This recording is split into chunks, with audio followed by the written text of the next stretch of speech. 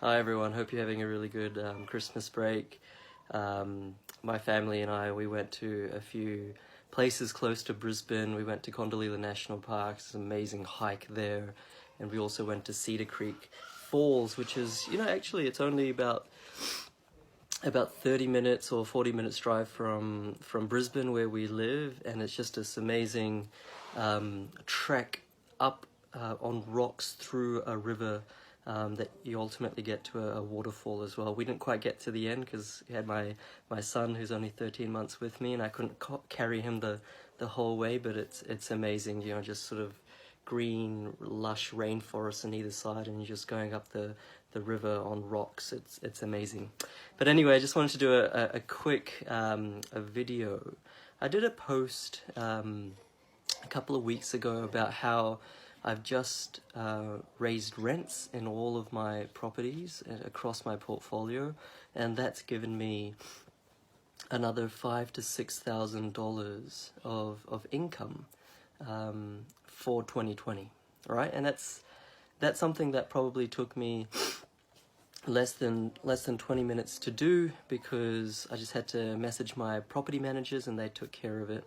And it's a win-win situation. This is the most important thing. I benefit from that, but also my tenants benefit from that. So when it comes to property investing, people think that all there is to property investing is buying a house wherever in your local neighborhood and it'll take care of itself. It's really not like that. Just like an iceberg, you see a tip of it above the water surface, but the majority of the iceberg is underneath the surface of the water.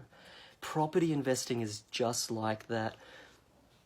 People who do it well make it seem, simple, just like the top of the iceberg, but there's so many strategies, so many tactics, so much knowledge and know-how and expertise below the surface that advanced property investors invest their time to understand, and that's why they can make it look easy, right?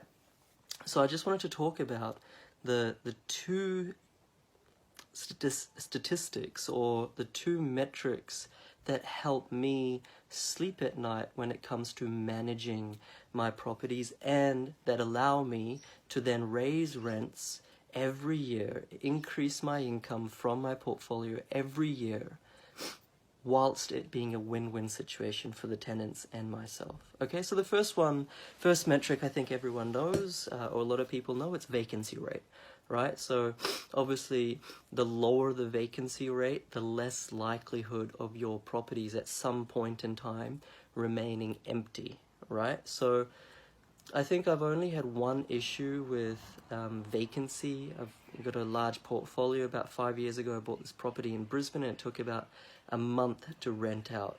I can empathize with those of you who are property investors, or those of you who are wanting to become property investors but have this monkey on the back that, what if the tenants trash the place? What if the property remains vacant? It's going to be a really dud investment. All that sort of noise that's in your head.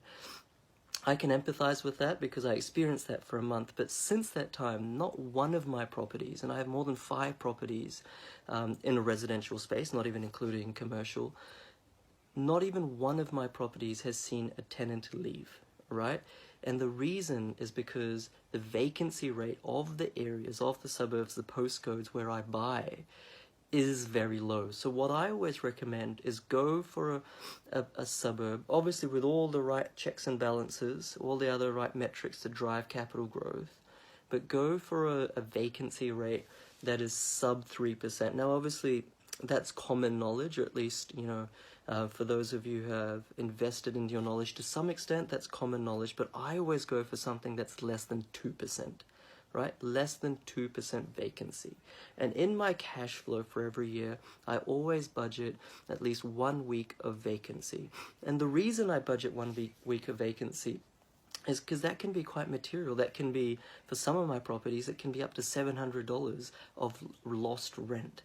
But what I do is I invest in places not only with vacancy rates of less than 2%, but also the percentage of renters in that suburb has to be around 30%, right? This is a metric that not many property investors pay enough attention to. The other way to look at it is the percentage of owner-occupiers, so the non-renters, around 70%. Now, you don't want this to be above 90%, because what that means is that if all of the suburb, or almost all of the suburb, is owner-occupiers, people who live in that house and own it, it's not an investment property, you're not a tenant. What that means is that when you do have an investment property in that suburb, and when it does have vacancy, it's really hard to fill that investment property with another tenant, because it's not the kind of place that tenants want to live. It's a suburb where owner-occupiers are attracted to. It's not the kind of place that's on the wish list of most tenants. It could be too expensive, it could be too far away from the city, all these sorts of things, right? So make sure that your owner-occupier percentage is less than 90%. I normally try for something around 60 to 75%, all right? And you don't want to be too low either. You don't want to invest in a suburb where the owner-occupier percentage is like 50%. Because that means that there's so many rentals available, so many investment properties, there's so much tenancy around that suburb, that when your property comes up for your renewal and your tenant doesn't renew their lease, then you're fighting and you're competing with almost 50 or 40% of the housing stock in that suburb, right? And so that's the reason why the sweet spot is around 65 to 75% owner occupiers, right? Not too high, because then tenants aren't even attracted to the area.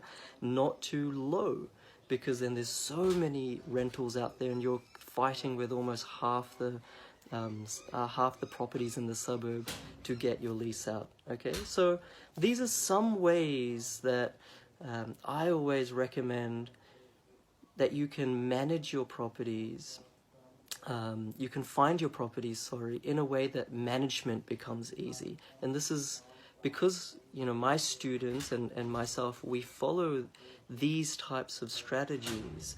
That's why every year we can increase the rent,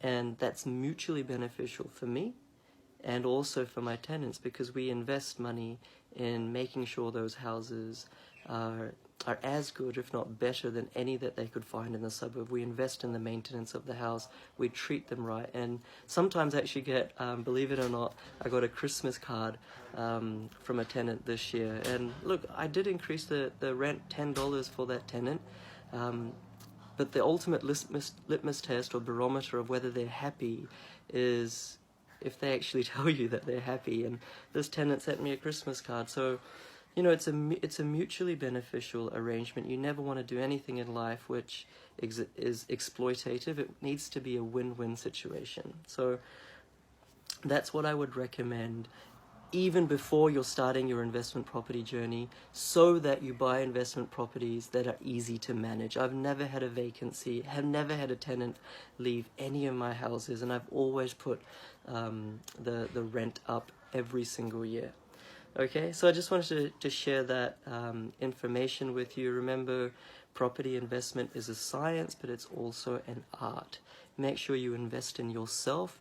Make sure you find the strategy that's right for you, and then make sure you understand all the layers beneath that so that you can make your investment property journey successful. Okay? The two metrics, the two measures that I've shared with you today, vacancy and owner-occupier percentage, are just two of the many that you need to understand.